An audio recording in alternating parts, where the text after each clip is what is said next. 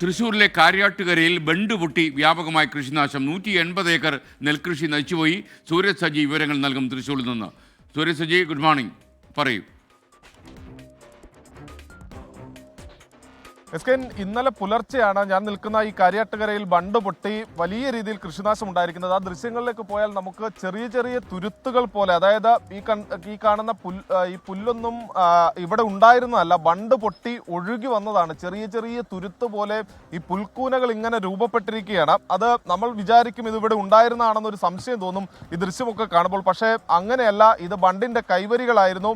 ആ കൈവരി പൊട്ടി ഒഴുകി എത്തിയതാണ് ഇത്രയും ഏക്കർ കണക്കിന് പാടത്തേക്ക് ഇങ്ങനെ വലിയ രീതിയിൽ ഒഴുകി വന്നിരിക്കുകയാണ്. ഇവരെ സംബന്ധിച്ച് പറയുന്നത്, കർഷകരെ സംബന്ധിച്ച് പറയുന്നത്, ഈ 2 ദിവസമായി പെയ്യുന്ന മഴയിൽ വ്യാപക കൃഷിനാശമാണ് ജില്ലയിൽ വിവിധ ഇടങ്ങളിൽ തന്നെ ഉണ്ടായിരിക്കുന്നത്. പ്രത്യേകിച്ച് ഈ കോൾ മേഖലയിൽ വെള്ളം ഉയർന്നതോടുകൂടി തന്നെ അവർ വലിയ പ്രതിസന്ധിയിലായിരുന്നു. നിരന്തരം, അതായത് വിവിധ പാടശേഖരങ്ങളിൽ 6 മോട്ടറൊക്കെ ഉപയോഗിച്ച് നിരന്തരം വെള്ളം പമ്പ് ചെയ്തിട്ടും ഈ വെള്ളം വറ്റാത്തൊരു സാഹചര്യം ഉണ്ടായിരുന്നു. അതിനിടയിലാണ് ഇപ്പോൾ ഈ ബണ്ട് കൂടി പൊട്ടിയിരിക്കുന്നത്. നമുക്ക് ഇവരുടെ പ്രതികരണത്തിലേക്ക് കൂടി പോയി. ഇത് എത്രത്തോളം എത്തിയ ഞാറായിരുന്നു ചേട്ടാ?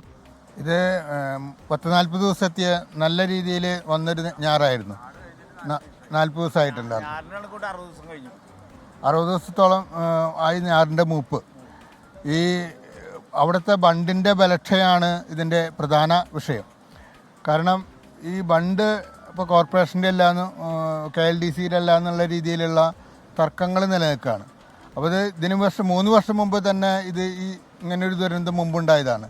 ഇതിപ്പോൾ ആവർത്തിക്കുന്ന ഒരു രീതിയിലേക്കാണ് ഈ കാര്യങ്ങൾ വരുന്നത്. എത്ര കോടിയുടെ നഷ്ടം ഉണ്ടായിട്ടുണ്ടാവും? കണക്കാക്കണത് ഏകദേശം 80 ഏക്കറോളം ഈ പടവുണ്ട്. അതിൻ്റെ ഒപ്പം തന്നെ ഈ പടവും എൽത്തുരുത്ത് പള്ളിക്കോളും ഇതിൻ്റെ ഭാഗമായിട്ട് തന്നെ വെള്ളം മുഴുവൻ ഇതിലേക്ക് കയറുകയാണ്. ഈ ചണ്ടിയും കുളവാഴയും ഒക്കെ തന്നെ ഇത് ഈ പടവിലേക്കും കിടക്കുകയാണ്. രണ്ടും കൂടി 150 ഏക്കറോളം ഉണ്ട്. അപ്പോൾ നല്ലൊരു സംഖ്യ തന്നെയാണ് ഇതിൽ. ഇപ്പോൾ കൃഷിക്കാരെല്ലാം കൃഷിയിലെ ഇറക്കുന്നതിൻ്റെ 3/4 ഭാഗം ചിലവ് ഇപ്പോൾ ഇറങ്ങിയതിന് ശേഷമാണ് ഈ സംഭവം ഉണ്ടായിരിക്കുന്നത്. ഇനി നാമമാത്ര പൈസ ഇറക്കാനുള്ള ഇതുള്ളൂ. പിന്നെ കൊയ്ത്ത് മാത്രമാണ് ഇനി ശരിക്കും ഇനി ഒരു ചിലവ് വരുന്ന കാര്യം ഉണ്ടായിരുന്നുള്ളൂ. ഭൂരിഭാഗം കർഷകരും ഇപ്പോൾ അവരുടെ കടമെടുത്തും ഒക്കെ ഈ കൃഷി ഇറക്കി വിളവെടുപ്പിന് കാത്തിക്കുന്ന ഒരു സമയത്താണ് ഇങ്ങനെ സംഭവിക്കുന്നത്. ദൃശ്യങ്ങളിലേക്ക് പോയാൽ ഞാൻ നിൽക്കുന്നതിനതായി ഇടത്ത് ഭാഗത്ത് ഈ ഭാഗത്താണ് ബണ്ട് പൊട്ടിയത്. അവിടെ നിന്ന് ബണ്ട് പൊട്ടി വെള്ളം ഇങ്ങോട്ടേക്ക് ഒഴുകി എത്തുകയായിരുന്നു. ഇത് ഒരു റോഡാണ്, അത് ബണ്ട് റോഡാണ് ഞാനിപ്പോൾ നിൽക്കുന്ന. ഈ ബണ്ട് റോഡിന്റെ മറുവശത്ത് മറുതലക്കലിൽ ഇപ്പോൾ ദൃശ്യങ്ങളിലേക്ക് ഒന്ന് പോയാൽ ഇവിടെയുള്ളത് ഇത് പള്ളിക്കോൾ പാടമാണ്. ഈ പള്ളിക്കോൾ പാടത്തിലേക്കാണ് ഈ ബണ്ട് പൊട്ടിയ വെള്ളം, അതായത് ഈ ബണ്ടിന്റെ ഈ വഴി ഉണ്ടായിരുന്ന ചാലെല്ലാം തകർത്ത് ഈ വെള്ളം ഒഴുകി ഇറങ്ങുന്നത് ഈ ഇപ്പുറത്തെ കോൾപ്പാടത്തേക്കാണ്.